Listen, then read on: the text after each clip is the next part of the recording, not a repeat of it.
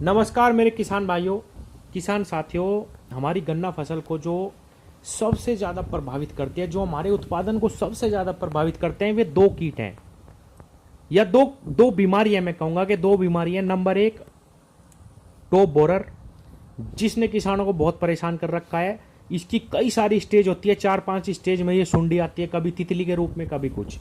दूसरी जो बीमारी है मेन किसान भाइयों, वो है पोका बोइंग।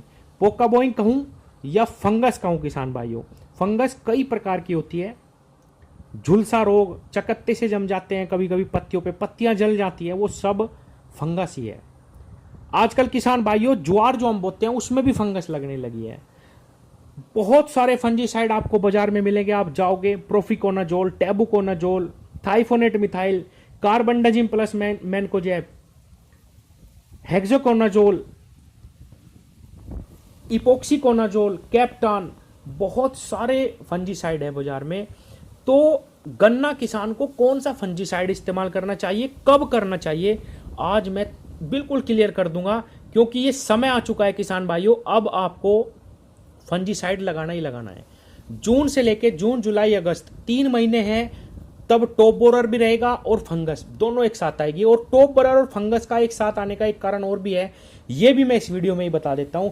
किसान भाइयों, जब हमारी फसल पे इस सफेद तितली सुंडी का अटैक होता है तो वायरस फैलाती है ये एक प्रकार का, जिससे हमारी फसल में फंगस लगने का बहुत ज़्यादा खतरा बढ़ जाता है। पहली चीज़ तो ये। और दूसरी चीज़, इस टाइम पे जब बरसात शुरू होती है तो भी इस तरीके का क्लाइमेट हो जाता है कि फंगस लगती ही लगती है। तो अगर आपकी फसल में फंगस या पोका बोइंग नज़र आ रहा है तो भी कौन सी दवाई डालनी है, कहाँ से शुरुआत करनी है, क्योंकि मैंने जो बताए बहुत सारे फंजीसाइड हैं। किसान इसमें घूम जाएगा और दुकान वाले उनको घुमा देते हैं कि भाई ये लो वो लो। आपको कैसे इस्तेमाल करना मैं आपको बता दूंगा, और कौन सा पहले करना और कौन सा बाद में। सबसे पहले शुरुआत करते हैं किसान भाइयों कार्बेंडाजिम प्लस मैनकोजेब से। सबसे ज़बरदस्त, सबसे असरदार फंजीसाइड है, सिस्टमिक भी है, सिस्टम में उतर के काम भी करता है, और कॉन्टैक्ट भी। जैसे ही फंगस के कॉन्टैक्ट में आएगी दवाई, तुरंत उसको समाप्त कर देगी। किसान भाइयों, आपको यहां से शुरुआत करनी है। सबसे पहले इस दवाई को डालिए स्प्रे में। अगर आप इसकी मात्रा कहूं तो मैं 1 एकड़ खेत में आप 500 ग्राम ले सकते हैं। साफ के नाम से सबसे ज्यादा आता है बाजार में। और किसान भाइयों, दूसरे नंबर पे है टैबुकोनाजोल। टैबुकोनाजोल जब बरसात शुरू होती है सबसे ज्यादा असरदार है किसान भाइयों। जब आर्द्रता से फंगस लगती है, जब नमी से फंगस लगती है, तो टैबुकोनाजोल सबसे अच्छा काम करता है। अब तीसरे नंबर पे आता है थाइफोनेट मिथाइल। किसान साथियों, आप थाइफोनेट मिथाइल बिल्कुल लास्ट में इस्तेमाल करिए।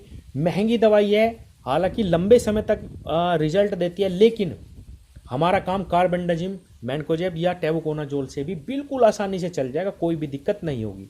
अब मैं बताऊं, कई सारी कंपनियां 2-2 फंजीसाइड डाल के एक दवाई बना रही है। नेटिव नाम से आती है, बायर कंपनी की।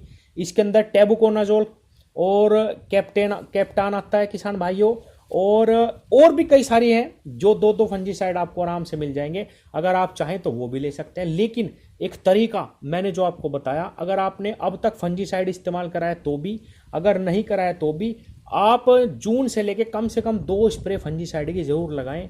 नहीं तो किसान भाइयों, पिछले वर्ष की तरह पिछले वर्ष भी यही हुआ कि फंगस की बीमारी थी और किसान कीटनाशक लगाते रहे और बहुत नुकसान हुआ।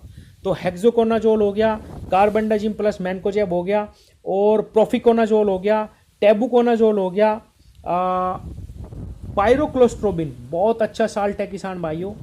कई सारी कंपनियां इसको भी बना रही हैं, आप इसको भी लगा सकते हैं, लेकिन ज़्यादा दवाइयों में घुसने की आवश्यकता नहीं है। मैं आपको बताऊं, 3 फंजीसाइड जो मैंने बताए, अगर आप इनका इस्तेमाल लगातार कर लेंगे तो भी आपके गन्ने को बिल्कुल भी दिक्कत नहीं आएगी। पहला है कार्बेंडाजिम प्लस मैनकोजेब, दूसरा है टैबुकोनाजोल, और तीसरा है थाइफोनेट मिथाइल। इन तीनों को आप पहले या क्रम भी इसका ऊपर नीचे कर सकते हैं, कोई दिक्कत नहीं आएगी। एक और लास्ट में मैं क्लियर कर दूं बात, बहुत सारे किसान ये कहेंगे कि भाई फंजीसाइड इंसेक्टिसाइड के साथ नहीं लगाना चाहिए। ऐसा नहीं है किसान भाइयों, आप लगा सकते हैं, कोई दिक्कत नहीं आएगी। और जब भी आप इस वक्त इंसेक्टिसाइड का इस्तेमाल करें, फंजीसाइड उसके साथ जरूर लगाएं। धन्यवाद।